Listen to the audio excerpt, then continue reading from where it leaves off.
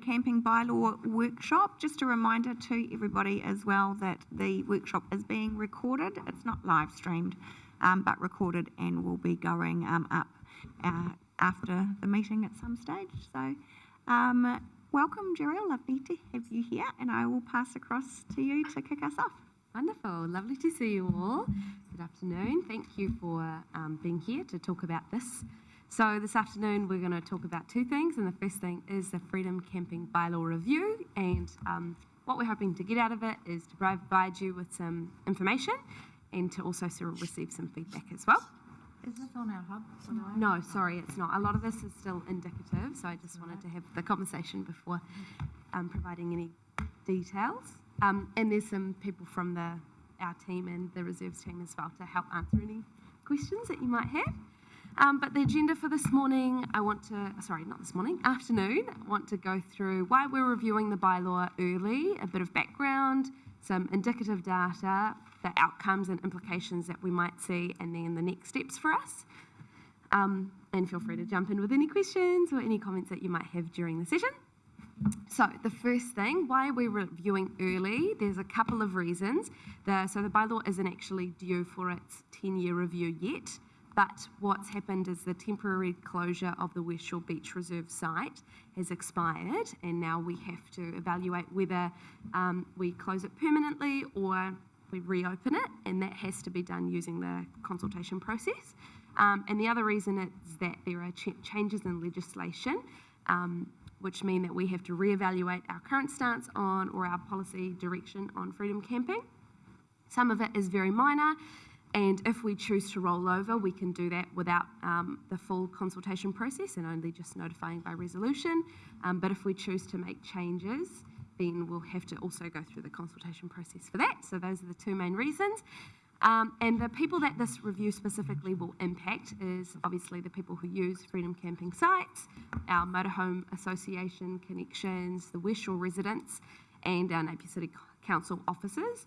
And because of some of the key changes in legislation, it will also impact people experiencing homelessness. So I'll talk about that and how that's now out of scope, but how we might have to manage the relationship between those two activities. Yeah. Jeriel, we do have another group of affected people, and that's just those in proximity to freedom camping sites. Yes, that's right, yeah. Yeah, absolutely. And then in the engagement phase that we would be engaging with all of those people as well. Is this solely about West Shore? It's both, but West Shore is the only site that's been brought up for review. So it's both about the whole stance that we take on freedom camping and the site specifically, and right now the only site that has been raised is West Shore. And if from this conversation there arises a need to review other sites, that's welcome as well, and that's probably the right time to do it. But would need to obviously gather data to justify that as well. So does the policy not apply to both sites? What do you mean, the policy? No. So the bylaw applies for all the sites, but there was a temporary closure of West Shore because of activities that were happening, and that only applied to West Shore. The closure? That's right. Yeah. But the bylaw applies to all freedom camping Correct. areas Yeah, in our that's right. jurisdiction. Yes, that's right. Yeah. Yeah, just if I can clarify, the bylaw review is the bylaw review, so you're reviewing the whole bylaw. Yeah. Awesome. So I'll start with a little bit of background. Freedom camping comes from the parent legislation of the Freedom Camping Act, and under this act we can make bylaws that define the sites and set restrictions, so the conditions that we have about timing and type. And we can also define what areas are prohibited from freedom camping. And the purpose, if we have chosen to go down using a bylaw, would be to protect the area, protect the health and safety of visitors, and protect access to the area. So whenever we're evaluating whether this is the right tool to be using, those are the three kind of criteria that we need to be thinking about. A bit of background about our current bylaw is that we are, as a city, open to freedom camping. And this right now does align with our strategic priorities of being a great visitor destination, having spaces and places for all, and it also does connect to authentic community relationships as we have to review this and see if it's still fit for purpose. So right now there are kind of 6 key parts of the bylaw as it stands, that anyone can freedom camp in a self-contained vehicle anywhere in Napier for one night, as long as they comply with conditions, obviously unless it's not in accordance with the schedule sites in the prohibited areas. There are conditions for how you dispose of waste, fire, where you park, access, and allowing for enforcement and inspections. And for most of the sites, it's for only 10 nights across Napier in any calendar month. And then we also do have set prohibited areas where we say this is not allowed at all and they will be enforced upon. And there is some scope for temporary closure and temporary modification, which can be done by the CE. Bless you. And then there's also a portion about enforcement and penalties. And most of this does come back to the Freedom Camp. Will these go up on the website with the copy of our audio? Yeah, the presentation will be slides? released. And when you say camping, does that mean being in a tent? Well, freedom camping, I think, I have a definition somewhere here, but freedom camping is defined as anything in a camp or any temporary structure. So that includes a tent as well. What about sleeping out in the open? Sleeping outdoors is not considered freedom camping. Yeah. So for example, rough sleeping is not considered. Okay. Yeah, that's Doesn't right. apply to them. No, not right now. Yeah, and please correct me if I misspeak at any point. But that's right. According to the current legislation, that's not included. So the changes in the legislation have come from the Self-Contained Motor Vehicles Legislation Act, which came from a body of work about responsible camping and noting that there was some irresponsible behaviour happening across different camping sites. So there's a couple of changes that do directly impact us. There's some changes to definitions. They've made it vehicle be exclusive to caravans and campers, and all of those things is now included, so that's minor. They now exclude day tripping and people resting to avoid fatigue, so that's made explicit, so we can't enforce on that. And a key change for how it applies to us is that it now explicitly excludes people experiencing homelessness from being infringed using the Freedom Camping Bylaw. So I'll talk a little bit about what that means for us in policy and then in practice as well. And then another key change that applies to us is the national default position for non-self-contained camping, meaning camping without provision for ablution, is now prohibited. So if we didn't have a bylaw in place, there would not be any allowance for it.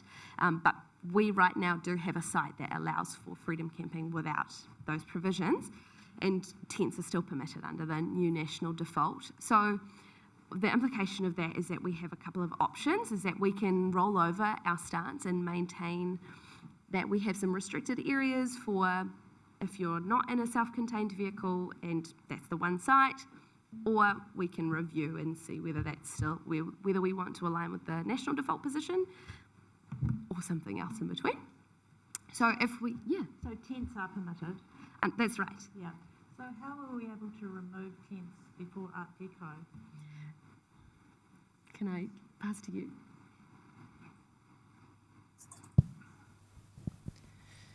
So under the Freedom Camping Bylaw, Jury has mentioned, is that homelessness is a carve-out. So people who are experiencing homelessness are not captured by this bylaw, but they are captured under our Reserves Act and Public Places Act, so it's a different matter.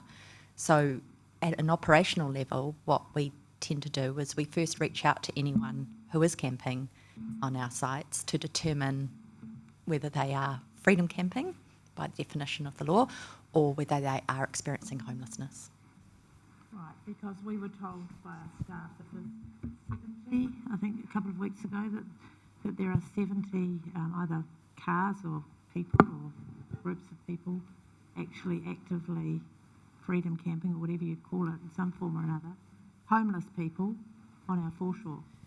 So that is, homelessness. And today we're talking about the Freedom Camping Bylaw, and we appreciate that the two are quite connected on our reserves, and so we can't think about one without the other necessarily. But in terms of you thinking about what you want to do around the bylaw, the Freedom Camping Bylaw that is, Juriel's taking you through the legalities of that and what settings you might have to rethink about. And as you're thinking about those settings, you might think about the wider impact then that might have on things like homelessness and other residents and other issues that sort of are ancillary to freedom camping provisions. But right now you're just dealing with freedom camping under the Act as it stands. Yeah.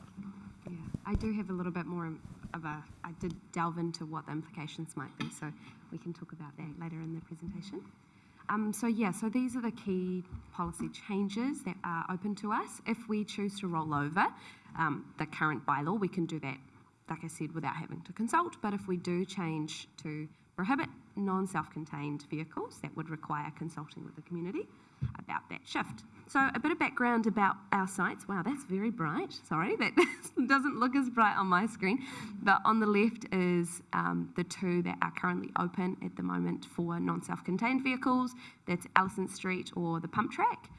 We have conditions that apply for all of the 4 sites, but this one is for self-contained only and for only 3 nights. Perfume Point is 4 vehicles and for 2 nights only. West Shore was previously had space for 4 vehicles and for 2 nights max with a like a blackout period from the 24th of December to the 7th of February. But that's the one that's temporarily closed. We've got the Foreshore Reserve Car Park, which has 8 car parks for specifically non-self-contained vehicles, and then the rest of the car park is open, and that's 2 nights. Where is that one, sorry? Sorry? Where is that one? Foreshore is down Marine Parade in between the Pump Track and Domain car park, if you know where that is. Yes, sorry, Jerry. This may not be a question that you can answer, but Sure. then Minister Nash signalled that he was looking at the whole overhaul of that self-contained and what that means. Do you guys have any information whether or not that's actually happened, or? That's right, yeah. So the definition has received alignment and it's not too far off. We had, according to the standard in our bylaw anyway, so it'll just be a slight amendment to change the wording. But yes, that's right. But you're right, Grego, that the legislation's now changed. That was brought into effect, and it was called the Non-Self-Contained Motor Vehicles Legislation Act. That's right, yeah. So just a point of clarification. So when you're saying self-contained, you're actually meaning certified self-contained? Yes. That's right, yes, correct. Which actually was already our stance anyway. Yeah, they had to be certified for our bylaw anyway. And then, yes. Who monitors these? And it says 2 nights. Is there someone going around regularly doing that? That's right. Yeah. So they check them in every day. Yes, so we have after hours patrol, and again, I'll talk about that a little bit, but they do a couple of patrols to monitor. That's all right, I love it. I'm grateful for all your questions.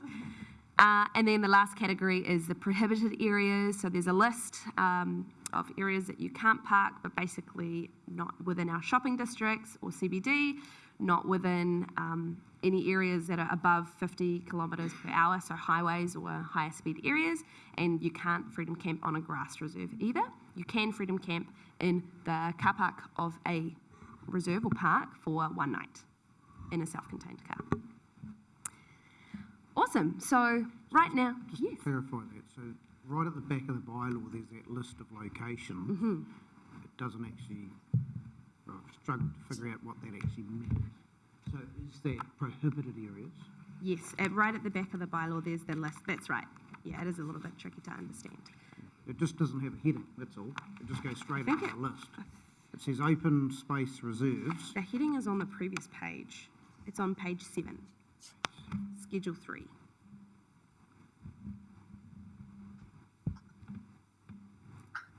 I'll accept your word for that. And that's just the explanation of what grassed reserves are considered or are scheduled as being non-compliant if you're on there. So right now our bylaw seeks to address where they park, how long they're there for, and how they camp. And so we see 3 different types of activity: people in self-contained, people in non-self-contained, and people in temporary structures. Our team currently does 2 patrols at night. The first one is an education patrol where they go, and if they see someone is infringing a bylaw, they'll tell them and give them the opportunity to move on.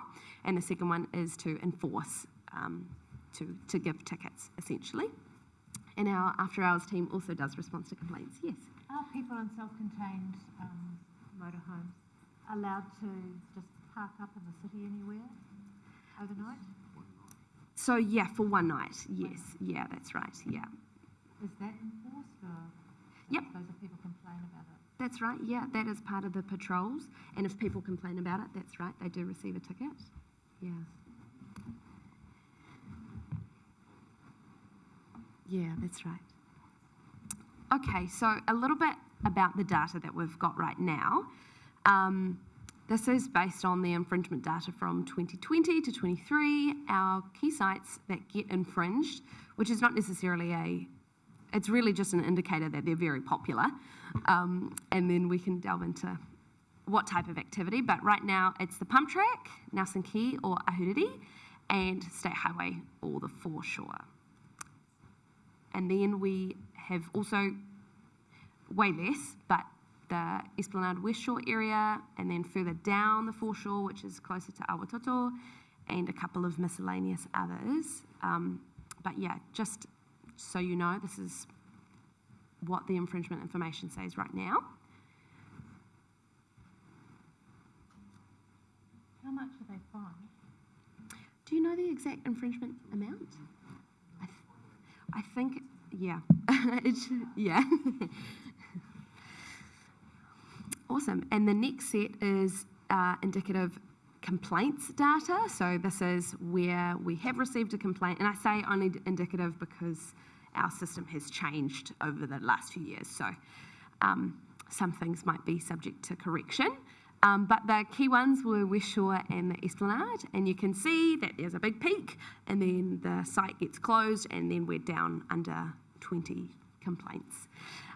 So that's pretty clear what that indicates, that there was a lot of activity that was not fit for the residents. They weren't happy with that, and then we had the temporary closure, and now we haven't received complaints. And if you compare that, it's also the infringement amount is significantly low as well. Just to answer that question, it's $400 is the infringement fee. Actually, yes, and it previously was $200, yeah. 400, is it? Yeah. For one night. What if they keep staying there or whatever? Just 800, is it? 2 nights? So the infringement notices are set by government. It's not something that you set through your fees and charges, and that's where it was doubled. Would we infringe 2 nights in a row? I don't know. But certainly, I think that we would try and educate people first to move on. If they don't, then that's when we'd fall to an infringement. Be quite punitive to do them for 2 nights in a row. But if we had to, we could technically. Yeah.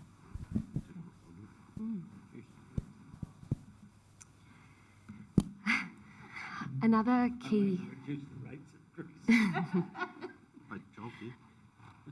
Another key part of the data is the comparison between the complaints and the actual infringements that are put out. Again, only indicative complaints data, but you can see that it's not always in alignment. Sometimes there's way more infringements and sometimes they're about the same.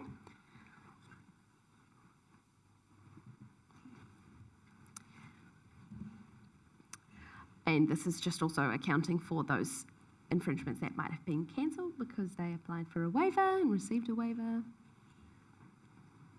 The general trend as well is that it's going down. So the freedom camping behaviour is changing, but notably that might mean that it's turning into a different type of behaviour that we just don't enforce under this bylaw. Gerald, just also noting, of course, if there is an aspect of the bylaw that people find complaint worthy, they complain a number of times and we aren't able to change that behaviour or action based on the bylaw, then that may stop complaints coming in over time as well. That's correct, yeah. Which is something we see on a number of issues, complaints trending down sometimes. I do have just an overarching question, if it's all right. The original legislation required that we must provide for freedom camping. So I'm just interested in if that still stands in That's the revised correct. legislation. Yes, yeah, sorry. Yeah, and so we must still provide for freedom camping areas, but we do not need to provide for non-self-contained anymore. Is an accurate summary? That's correct, yeah. So we can't take a prohibitive stance. We can't say no freedom camping. We don't have to have a bylaw. That's something that council can choose if they want to have. But if we do, we do have to make it available for freedom camping with self-contained. And then if we want to have it with non-self-contained, again, that's another choice of council. Thank you. Yes. An observation drop from 2020 is COVID, because we stopped having Yes, coming to New correct. Zealand. Yeah, that's notable. Yeah. Another piece of information that was asked for, requested in the council meeting, is the costs from Armaguard. So the cost for attending a complaint has gone down over time. Again, could be due to the change in the West Shore closure, or people stop complaining.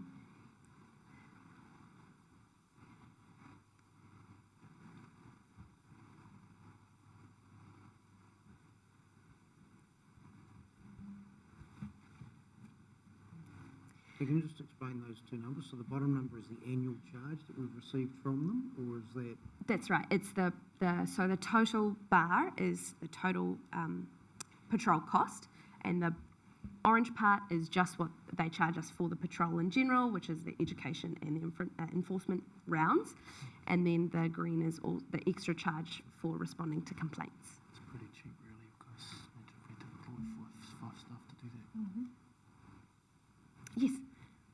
Have we done any looking at the level of service and had a play to check that we're sitting at about the right level for the community's desires?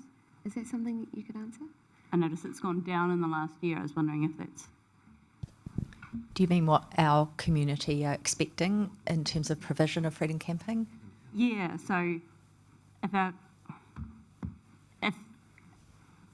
complaints have gone down, is there a line of thought that maybe we could reduce our number of patrols or something to fit the new setting, Right. if it is based off improved behaviour? We haven't considered that at this point, but it's something that we could think about through this process.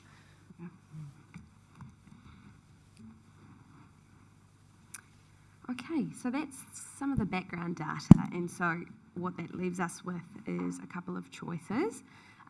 First one is whether we close permanently the West Shore Freedom Camping site, and the second is whether we maintain the policy direction or the provision for non-self-contained vehicles.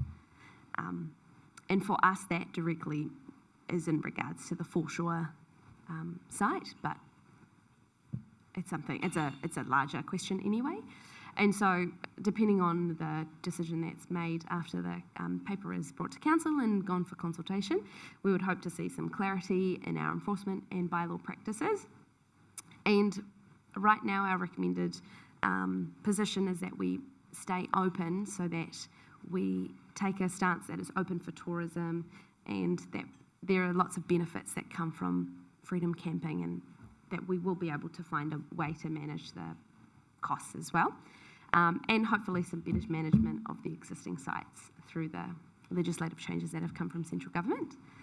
And I do just want to comment on, there are a few implications on whatever the decision is in the end, that they might align or misalign with our strategic priorities if we are or are not open for business or tourism. They will affect resourcing, including our staffing and costs associated with after-hours staffing potentially. If we have one less site, that would mean one less site to patrol, for example. And then also how the freedom camping bylaw interacts with other bylaws, and how we manage issues or activities across the scope of bylaws, like Rachel said before, how tenting is prohibited due to the Reserves Act and the Reserves bylaw. We would need to unravel those or separate those from the freedom camping bylaw because of these changes. So those are some implications for us. Did you have a question? Yeah, Gerald, just a question. So why was the West Shore Freedom Camping area shut down? It was in response to complaints. Okay, what kind of Yeah. complaints? The complaints were about the behaviour of the people using the site. And were those people New Zealanders living in Napier, or were they tourists from overseas? I'm not too sure. Do we know that detail? Yeah, at that time it was, there was a little bit of rough sleeping, but it was primarily people in self-contained, like the motorhome, whether they were from New Zealand or overseas, we don't collect that data, but they were in motorhomes using that area, Juriel, sorry to land this on you. In terms of the proposal, I also think, one thing you might, an option to you is also to review your freedom camping sites across your bylaw as to whether they are placed correctly, have the right numbers, are giving the provision of service that you're expecting for Napier, in addition to the proposals that have been put on there. So can we know what the complaints were, why people were complaining about? Yeah, we can give you a whole lot of data on that. Primarily, the residents, it affected a very few amount of West Shore residents who looked directly out onto that area, and it could range from arguments to hanging washing out, just a range of sort of people using that freedom camping site either within the within how you'd expect a freedom camping person to use a site, and quite legitimately so, and also complaints about things that were outside of the bylaw. Yeah. Through this chairing. So the West Shore at the moment, you're not even allowed to go and park and have your lunch in a camper van at West Shore, are you? Because it says no camper vans at any time. No, there's nothing wrong with people using the park as a normal car park. It's, that's fine. It's just if you stay overnight and you trigger that freedom camping, what the definition of freedom camping, then we would look to enforce. And at the moment that's closed, so you can't do that. And just, I might have missed it. Do we have numbers? Do we know what the occupancy rate of the existing permitted freedom camping sites are?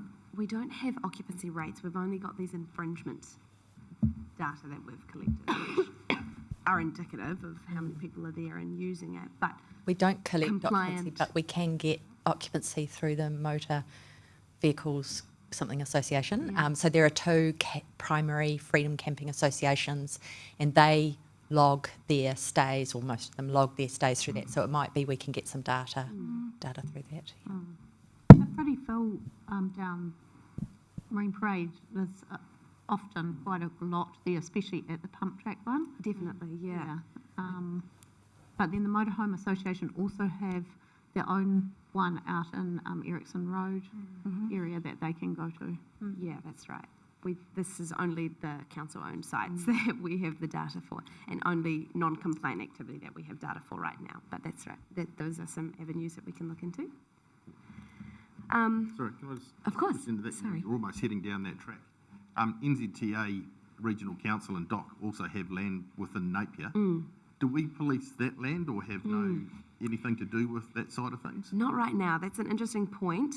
So no, but the new legislation gives opportunity that if we want to, we would have scope to do that under the new legislation. We haven't gone any further because we haven't had any response from NZTA, or it's just NZTA land, sorry, I should say, and LINZ are another example of people who own land, but yeah, it's just NZTA. But that's not another path that we've explored. And our reserves bylaw, that doesn't cover any of their land either? Amelia, would you? No, our reserve bylaw only relates to Napier City Council owned and managed reserves. Yes. Have we done sort of a cost-benefit analysis of allowing freedom camping? Not at a local level, correct me if I'm wrong, but at a national level they did do the study, MB did the study where they found campers spend between $43 and $83 a day. So that's about the rate. And that was just before COVID they tested that. And that, I think, data would have been including people who were non-self-contained, which tend to be your backpackers, those sorts of travellers. Yeah. So now with the self-contained, only self-contained, that data, the amount of spend might have changed. the Motor Caravan Association, for special events, they survey their members at random. And I think the last count here for Art Deco, when they had the special parking on Marine Parade, the average was $640 spent per vehicle in town. I don't know if it was per day, but over the 2 days, so, yeah. Interesting. Sorry, are you looking for feedback on that slide now, or do you want to wait till the end? It sounds like there's lots of conversation, so maybe we leave it to the end if that's okay. I've got just a couple more slides to just to bring to your attention, and this is where the homelessness part does come in. You already know about this data. I think it was brought to you in March, but the homelessness is increasing. But now it's very explicit that there is no intersection between enforcing homeless activity and freedom camping. And the way that in the Act, the exemption specifies that if they're not on a visitor visa and they can't live in a appropriate residential accommodation, then they're considered to be homeless, and therefore we can't enforce. So that's the criteria. In terms of how that works in practice, I think it's a work in progress, and lots of councils are kind of struggling it's a really blurry line. But yeah, it's something that we would be working on. And the other thing is that a lot of these activities end up looking the same. So the non-compliant activity under the Freedom Camping bylaw is we have self-contained, either overstaying, parking in the wrong spot, or not meeting conditions about like waste or parking or other thing access. And then the same thing for non-self-contained. And then on the other side, there's the activity, and it's out of scope. It's homelessness in vehicles and homelessness in tents. So it looks the same, but it operates almost completely differently now. So just to note as well, and on the graph on the right, the number of people sleeping in a vehicle is rising, including more than one person in a vehicle, and the person not in a shelter is still very low, just like the tents. But in comparison, there's a bit of a spike happening in terms of people staying in a vehicle. So we just have to be mindful that there is that kind of activity happening. Just looking at that, there's actually a total decrease between people and vehicles, but there's an increase in 2 people in a vehicle versus 1. Am I reading that correctly? Yeah. Thank you.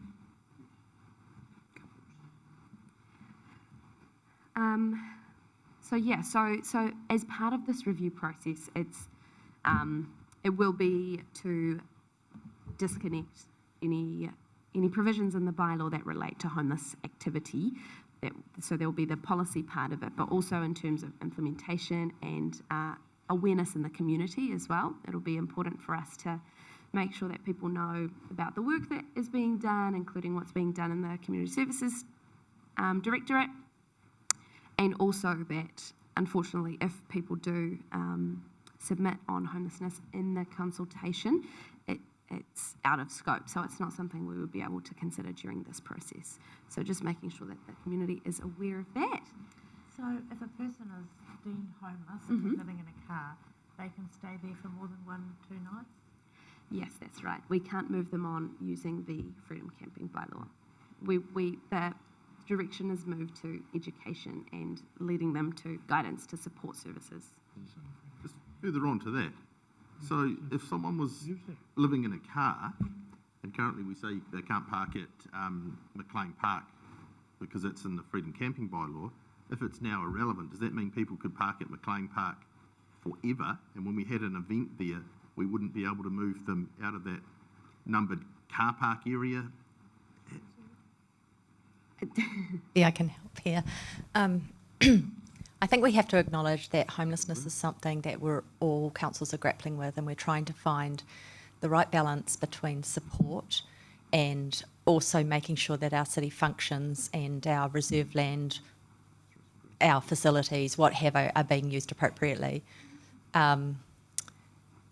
We have other tools available to us. We have things like trespass, and we have other sort of things available to us, but they, at the moment, in terms of practice, we are tending to engage first, connect with services, where there often people have, they are waiting on a home, they're not far away from getting something, some accommodation, I mean, or they have something in the pipeline that's going to move them from that site. In that case, on a case by case, we will give them some leniency to stay where they are if that's appropriate for them to do so, and support services, and they're not wanting the support services.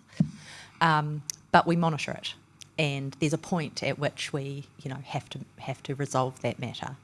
And there's a number of tools available to us, but at the moment we're trying to ask people to move on if they don't seem to have any plans in place, and they look like that they are setting up home for for a long period of time.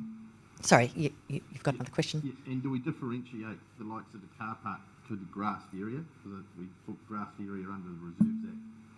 We can work by different conditions? Well, yes, there is different bylaws that govern those areas, but ultimately it's all owned by council, so we have mechanisms, and Amelia might be able to answer better. Is that working? So the Reserves Act doesn't allow for temporary personal accommodation on reserves, so that would apply to car parks within reserves that are part of the reserve. There are some powers under the Act to move people on, but that needs to be delegated to rangers by council, and obviously at the moment we're working with City Assist and using those processes. Yeah, so as a scenario, let's say there's a white van with a ladder parked on the top of it at the Onikawa Full Reserve up on the grass, and they've been living there for the last 4 months. What action would a resident or a city councillor that's aware of that take to have that moved, to have some change made? I'm happy to talk later and we carry on here. But, Yeah, so we have our public places bylaw. We also have what we have been utilising, where people have been setting up tents on a more permanent basis in places and not moving on. We have seized that property under the Local Government Act. So there are different tools, and I don't really want to get into that real operational detail. We are still trying to work it, understand the best approach for us to take, and it's all I can say is we are trying to find the middle ground between being supportive and connecting, as well as ensuring that our ratepayers and any people who have concerns about how people are using our, parks and reserves and things like that is actually addressed. I think Section 7 covers what you're asking, Richard, of the current bylaw. So if I can just ask a question about where we permit people to freedom camp and where we don't, and versus the self-containment and non-self-containment. So if we go down Marine Parade, we're encouraging non-self-contained vehicles to use the reserve for a maximum of 3 nights. There's no public toilet facilities down there, are there? So the foreshore does have a public toilet on there. Down the other end? The second one down Marine Parade. Yeah, both of them do. Yeah. The pump track does and the foreshore does. It does? That's right. Oh, okay. Yeah. Yep. Yeah. Sorry. Yep. I don't think it's in the picture because A couple of years ago, I travelled around the South Island in a self-contained motorhome. And in Blenheim, at the eyesight, we were advised if we wanted to stay in an inner city council car park lot. They had some people who were without toilets as well. They had a toilet open 24/7. But it was a council parking lot, and it was available, I think, 6 p.m. to 6 a.m. Do we have that kind of arrangement here? They are our freedom camping sites, Maxine. So that's, we encourage people to go to our freedom camping sites. They are council owned. They have toilets available. They are open 24/7. That's where you have currently permitted freedom camping to happen in Napier. So it doesn't include like council car parking lots? Not if you're talking, say, like, in our CBD or anything. No, we have a bylaw that designates and says, if you're a freedom camper, you can go to these places. We've provided these places for you. Yeah, yeah. These council car parking Yeah. lots. Just a question. I don't have a foreshore. yes, Just a question. When you talk about tent camping on foreshore, how do you decide which ones get moved on and which ones don't? Because there's some that sit there for a long time and some that move on, and so how do you decide? From an operational, in terms of the bylaw, it would be if they meet those two criteria, but in terms of operations.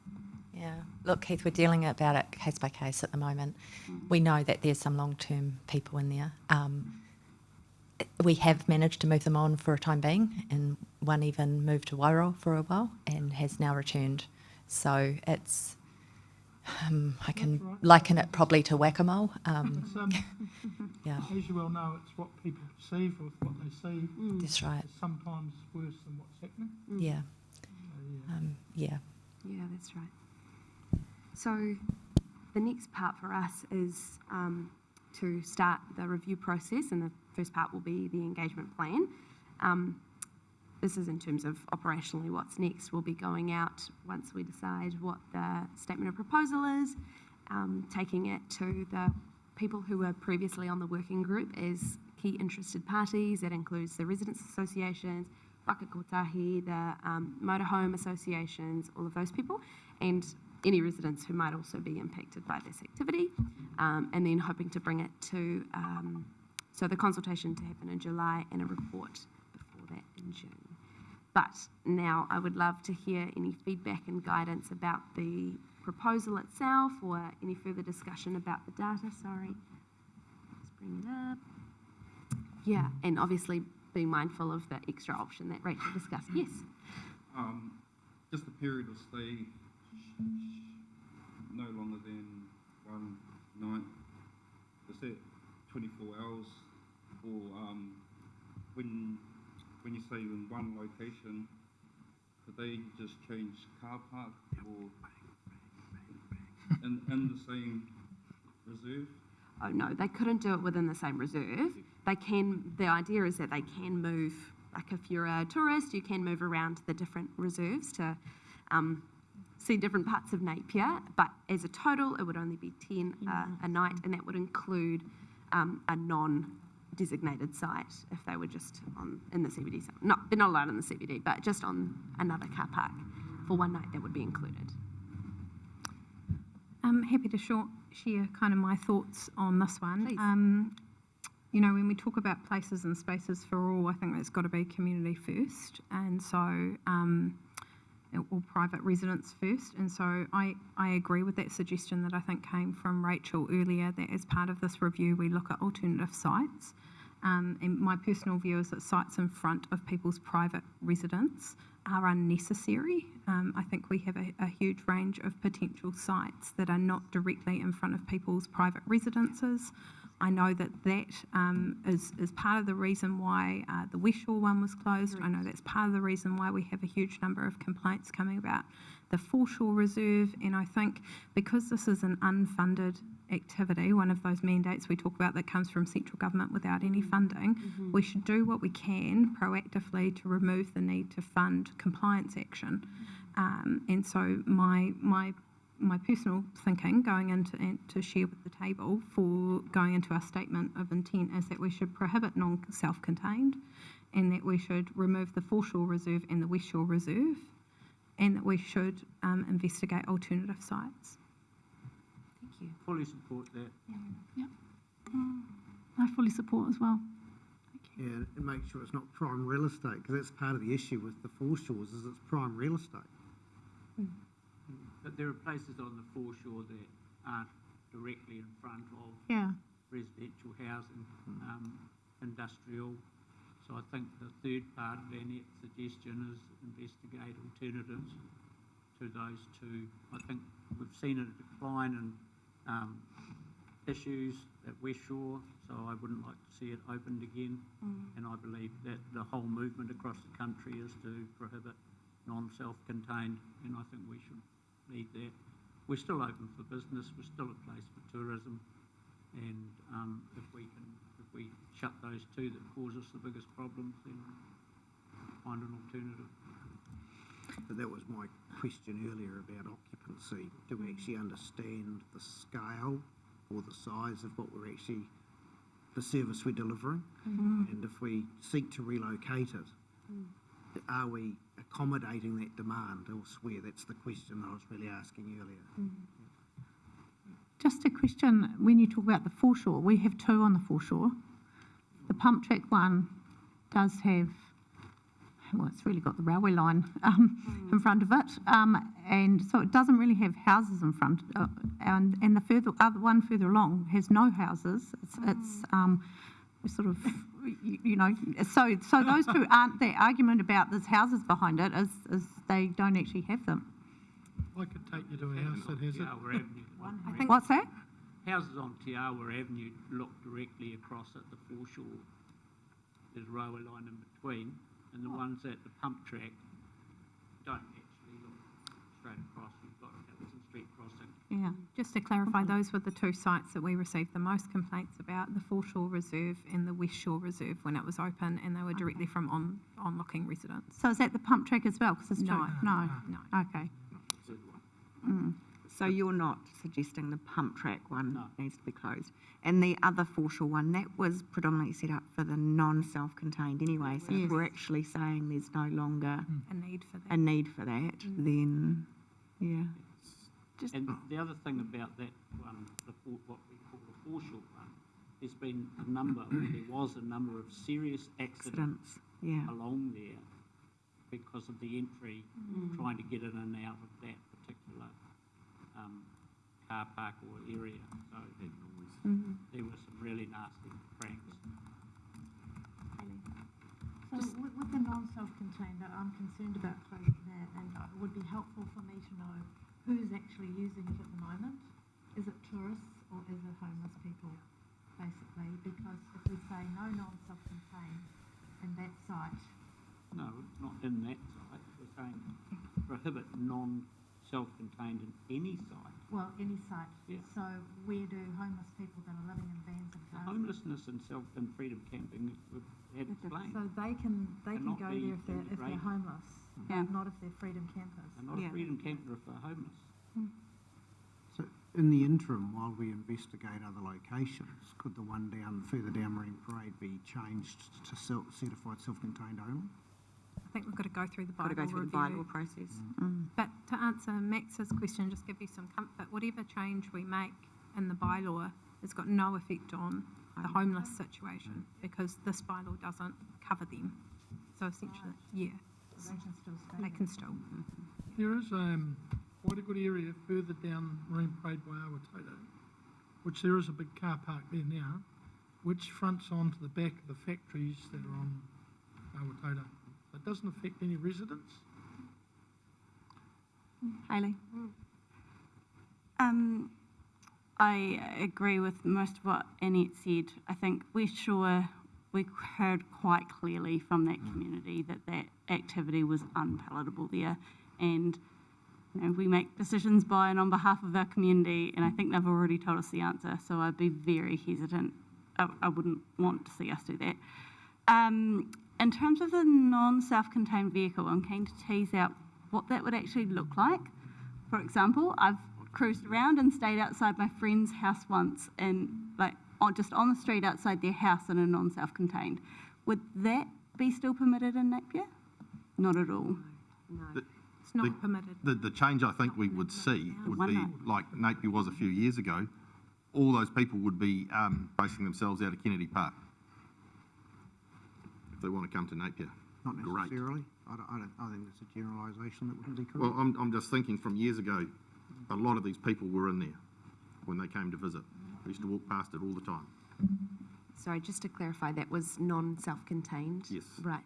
Yeah, I think that would be the implication. Sorry, just to clarify. So the one night is for self-contained only. You can only stay one night anywhere in Napier that's not prohibited.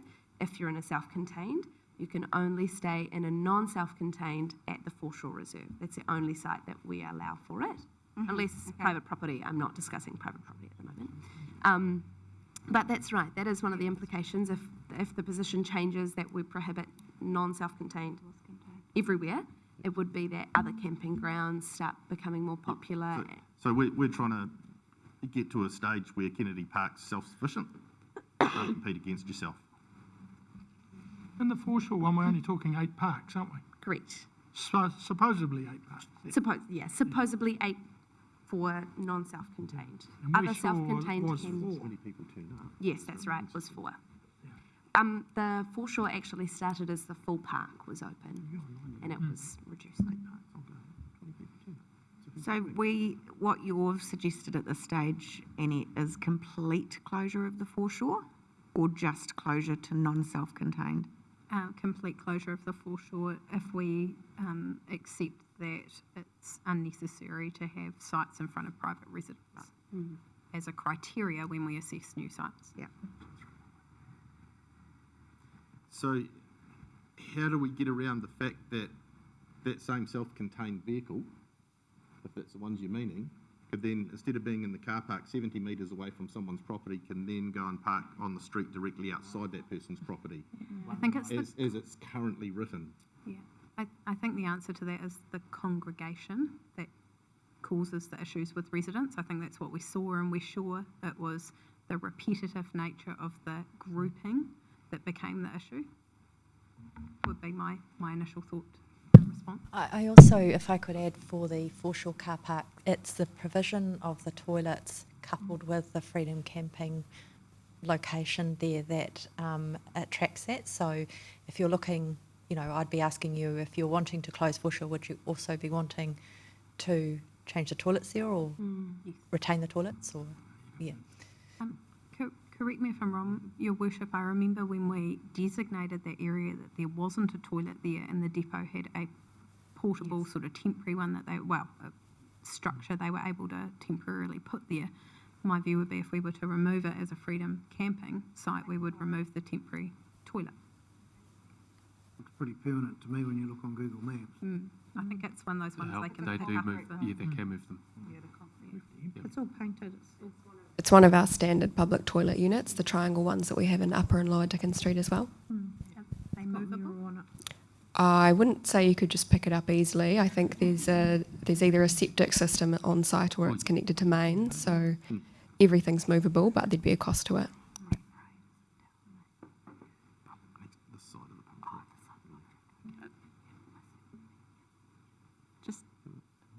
Can you just refresh my memory, sorry, how much complaints we did actually get of that foreshore car park? Just saying that we could actually leave the toilets there and just close it at night like we do to some of the other areas. That way the community get to use that space throughout the day, weekend or what have you. As a public amenity. So just have a barrier arm or something that comes down at night time, is that what you? So where's the complaints on that? Yeah, sorry. So, like I said, these are indicative and actually a very small amount. The complaint callers came from people along the foreshore, but that's not to say that we haven't received complaints. They might just not have gone through the service request system, and like I said, that system has changed recently as well. So this is subject to a bit of correction, but in that system, the majority of the complaints were notable from West Shore and Marine Parade. May I just add a comment regarding the discussion about closing that toilet potentially, that obviously homelessness is a separate issue, but if we were to close that toilet knowing that there are people sleeping in their cars on the reserves, then that would remove that access to a toilet facility for them, and we may see more of what I believe we have seen with toileting in the reserve as opposed to in a toilet. So understanding that we don't have exact quantitative data, can we get a bit of a qualitative feel from the level of complaints we've actually had about that foreshore car park, maybe from ward councillors, and the amount of staff, that time that takes and energy to maintain it? Yeah, perhaps the infringement data might show how busy and how often non-compliant activity happens there. But certainly in terms of getting that qualitative data, that would be the next step for us. That it would be pre-engagement and hearing from the communities that would be lodging those complaints. May I suggest that we could take this away, what you've discussed today. We could look at options for closing or relocating some of our sites on the basis that your preference is to not have them located, in front of residential areas. we could have a look at options, and we could then help you to understand what would be the implications or the impacts of those options.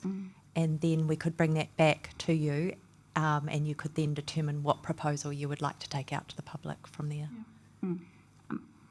That sounds good. Can I just actually add, because this hasn't been mentioned, if the criteria for closure is being in front of residential, that would therefore also remove Perfume Point. So we would essentially be losing 3, well, the bulk. What would we have left? One, just One. just pump track. Just the pump track. So we need to consider that.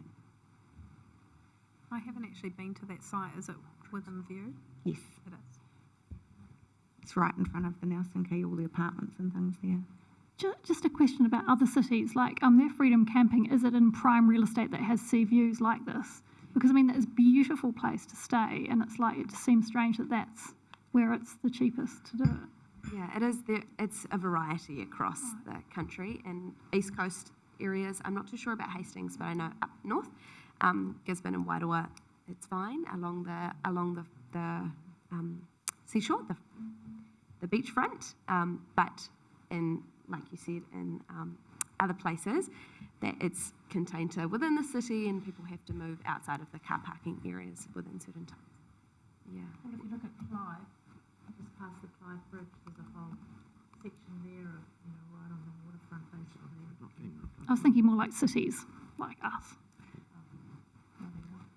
Just another consideration for along the Marine Parade there, that I think the whole car park's designated Freedom Camping, and I've had a complaint from a family saying that they can't go down there and park up and use the pump track.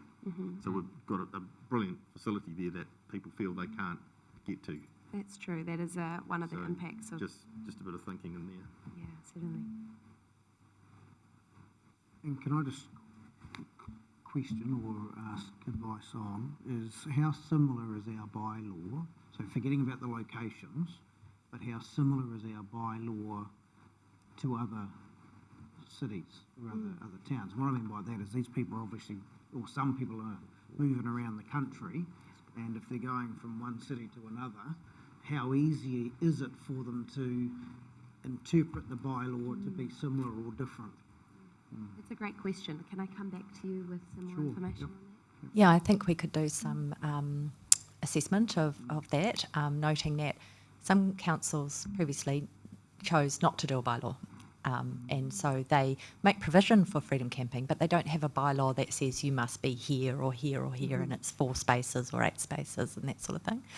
And there's also that a lot of councils are, like you, having to review their freedom camping bylaw right now, so it's in a state of change following the legislative changes from government. Because the bylaw in itself is quite simple and quite self-explanatory. Yes. But it's just a case of Yeah. when somebody's going, say they're doing a tour of the North Island and they're going to 15 different cities, 15 different bylaws, how end user friendly are the bylaws? Yeah. In other words, are we making it easy or hard for people to comply? Yeah, and look, a lot of those motor vehicle associations that I talked about, they have apps, and the apps sort of set out all of the rules for each area, for each city, and compliance is pretty easy if they're following their apps.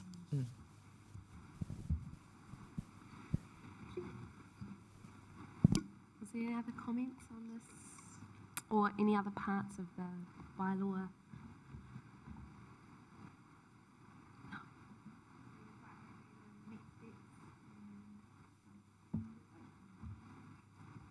But just to clarify, we'll look at options for retention or options for moving or options for closing in combinations and possible impacts of any of those decisions as best we can determine them. And we'll also do some analysis of what other cities, similar sort of tourist beachfront cities are providing. It might also help if we can try and get that occupancy data as well from the motor vehicle associations. Yep. Just on the point that you made, Kirsten, 15 points only 2. Yeah, I guess it was more the point that if we're going to implement criteria that it can't be in front of residential properties, then that's taking out. So when huge options. Yeah, look. That will eliminate the total of 12 or whatever West Shore goes.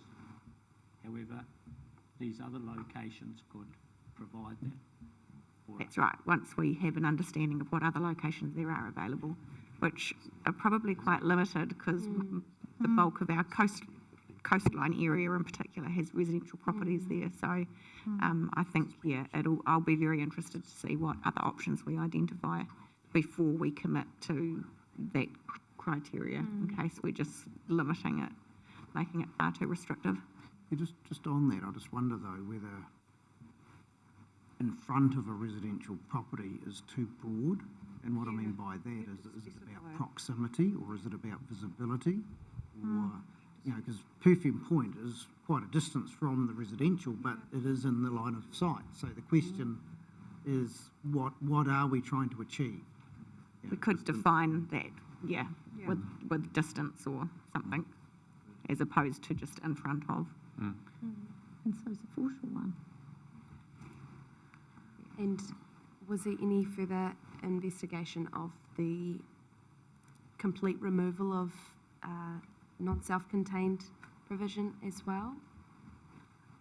Or like Anyone who- particulars Totally parts of remove that? Yep. Okay. We don't need it. I will investigate that and see what the costs and benefits are, but I just wanted to know if there was any particular aspects of that kind of activity that she wanted me to look into. I suppose just demand Okay. could be one thing. Which may be a little bit difficult to ascertain at the moment because we actually are still recovering from the impacts of COVID and the cyclone. So I don't know that we would have a really good idea at the moment of what demand actually looks like. 'Cause, particularly if we don't have historical figures that's to work right. from. Yeah. If I could add to that conversation around non-self-contained, I remember back to our debate around that at the first creation of the bylaw. I think council was keen not to have any non-self-contained then, but it was a requirement of the Act, which has now been removed. And a part of that conversation was the non-self-contained freedom camping.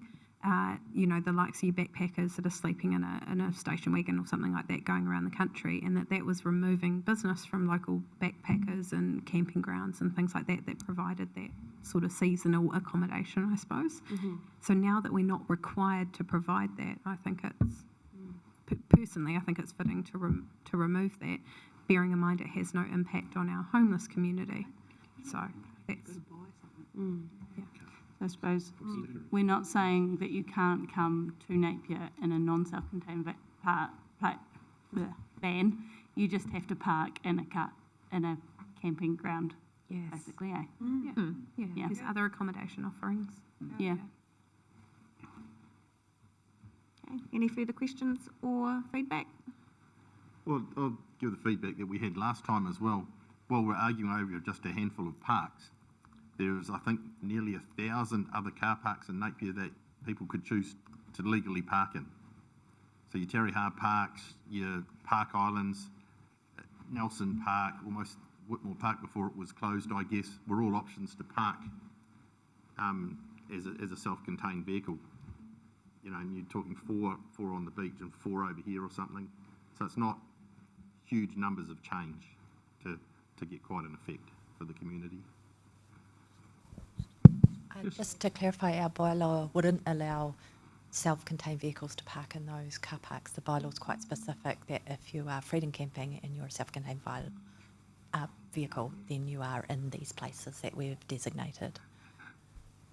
There is the provision for the one night, though. Oh, apart from the The one one night. night, Yes, yeah. sorry. Yes, but for one night, yeah. But not on reserves, yeah. I'd just like to reiterate the fact that down the end of at Awatoto is a large area that fulfills what we're talking about and could probably do twice as many cars as what we're replacing, which is an option to look at. Yeah, just further to that, I think having it all in one place would make it much simpler. I mean, if we had them, everyone knew it was there, rather than having them dotted around the city, and it's more complicated. Like, make it simple, just one place.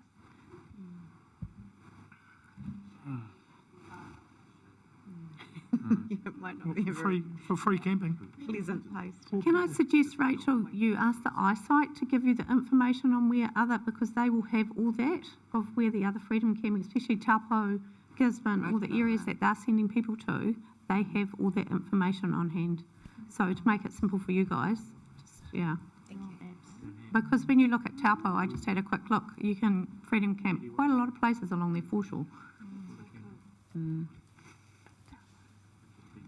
Rightio. Okay, thank you everybody. Thank you, Jeriel, and we look forward to you coming back with the extra information and options. And freedom camping, it's always a tricky one.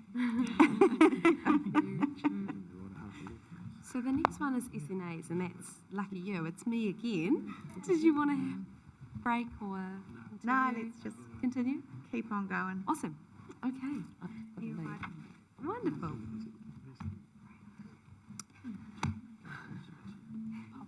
That's okay.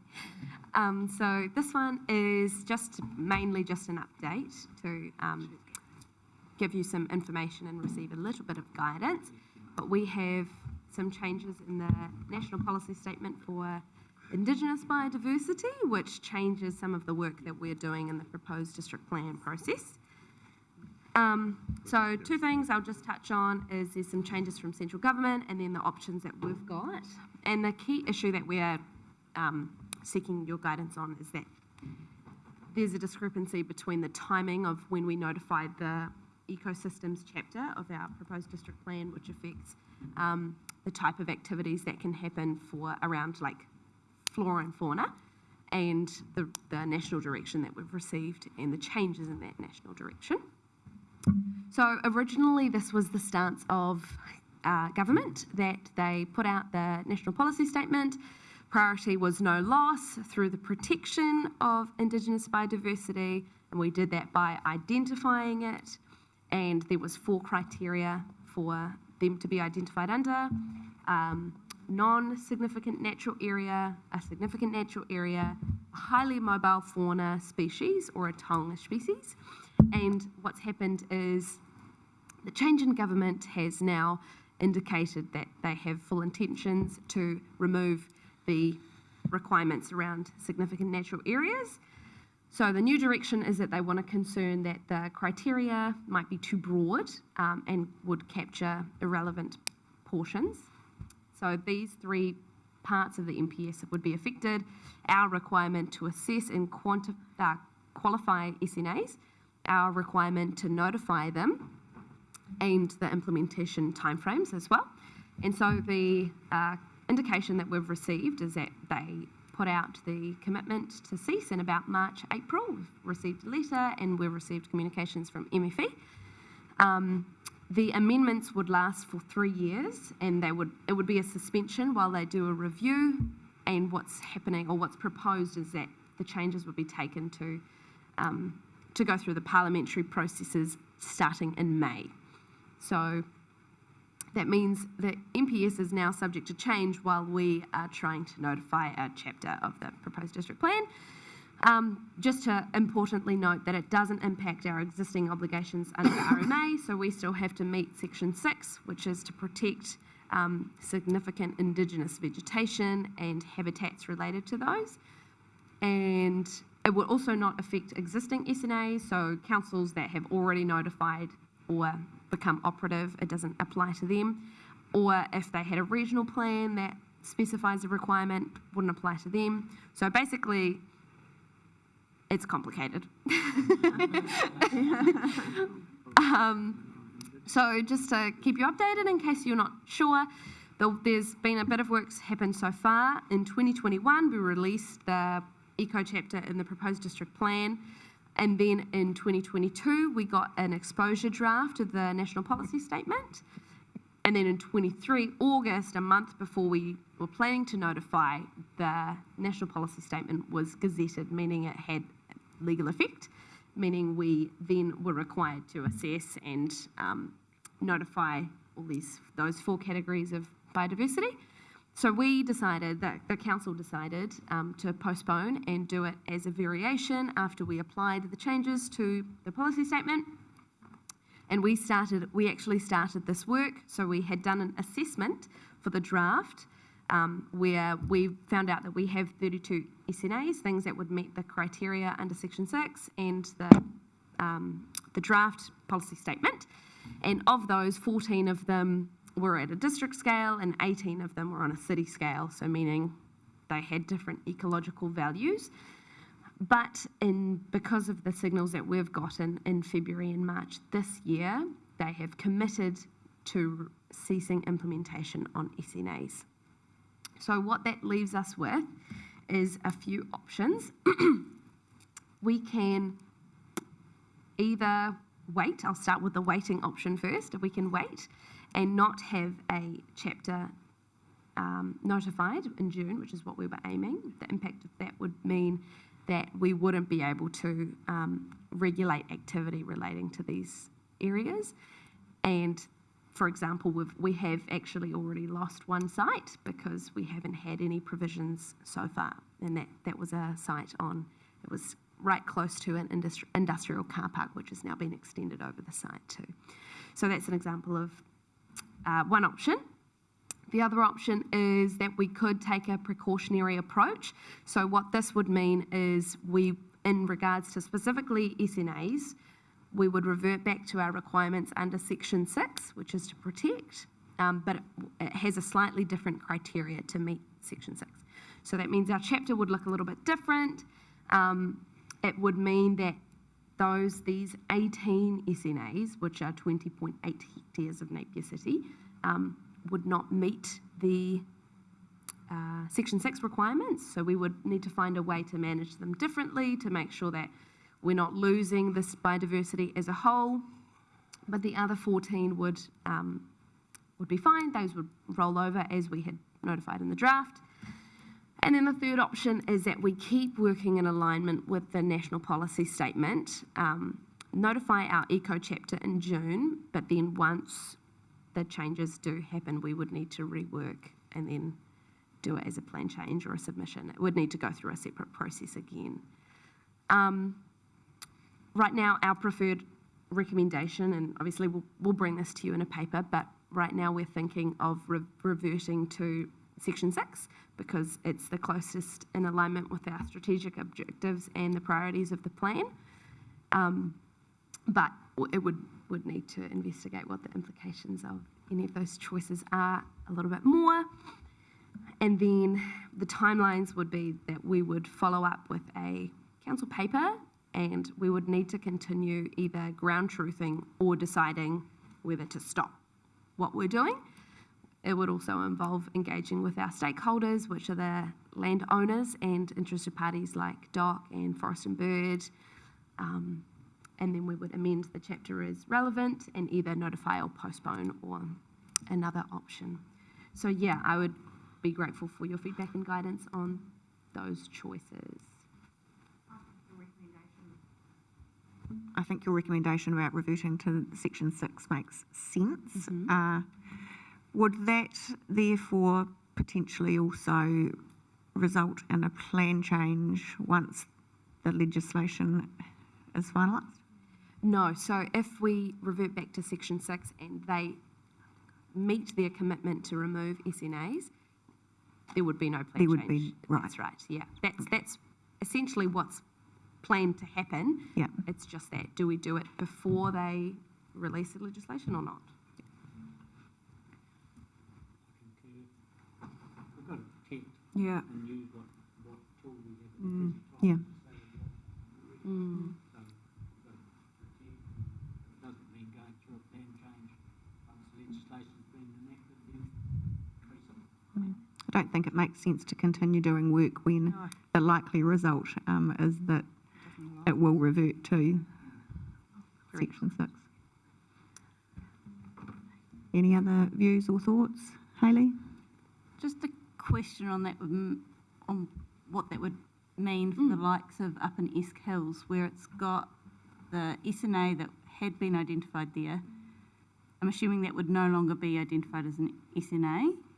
Is that right? or- No, it would. It actually meets it's one of the 14. Okay. It's a mix, but majority of it is one of the 14. And so that community came to us and said, look, we've already covered this with a covenant. We don't want council coming in and putting more laws on top of us because we've got this covered. Under RMA Section 6, would we still have to put our extra laws on top? No, Extra so protections? we would be able to have a more bespoke approach under the RMA Section 6. So under the MPS, there was a set criteria of how we had to engage, what the criteria for the sites were, and that's why the rules around SKIL specifically were quite restrictive. Whereas now, if we were to revert back to Section 6, we would still take a precautionary approach because covenants are not the same as a district plan rule, but it would mean that we can take a different approach, a little bit more catered to each area where the sites are. Yeah. Yeah, can I just add to that? So the NPSIB was very prescriptive in terms of both identifying SNAs and other Indigenous biodiversity that required protection, but also how we protected it. Where we have, if they were to remove those requirements relating to SNAs and revert back to our Section 6 requirements, we're still required to protect that, but as Jeriel said, we have, I guess, more scope to come up with the appropriate means in which to protect that. So it's a little bit broader in the way that we can do that. It's not so prescribed.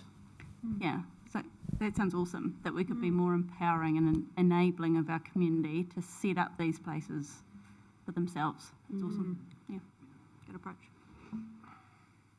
Any further comments or questions? Wow. So Great. good. Amazing. Well, that's all that I wanted to talk to you about. There was, and one more point, if I can just raise that. Also, the Section 6 option does give us more opportunities for non-district plan methods as well, so that we can actually focus on restoration and enabling people to actually reach. There's a 10% threshold, which we are very far away from. And so it gives us more of an opportunity to actually look at other ways of meeting that, which is, in my eyes, a pro. Yeah, absolutely. And I think, as Hayley said, gives us the opportunity, I think, to work with some of these property owners in partnership to get some really good outcomes instead of us just coming along, you know, with the very heavy-handed prescriptive, you must do it like this. So, yeah, I think there's some really positives, to doing it that way. Yeah. And to look at our own land and see where we could be increasing our biodiversity of our own land. Just a plug. Yeah, definitely. Yeah, Amelia and I have had a chat about that and how it's certainly part of our strategy. Yeah. Foreshore Reserve. Wonderful. That's all that I had in terms of our update. So if there's no further questions, I'll go away and come back with a wrap-up paper for council. Fantastic. Awesome. Thanks, Jeriel. Wonderful. Thank you so much for your time. There you go. Look, and you've given us patience. an hour and a quarter back in our day. Yay. We love that. Gin and pop. I'm dying.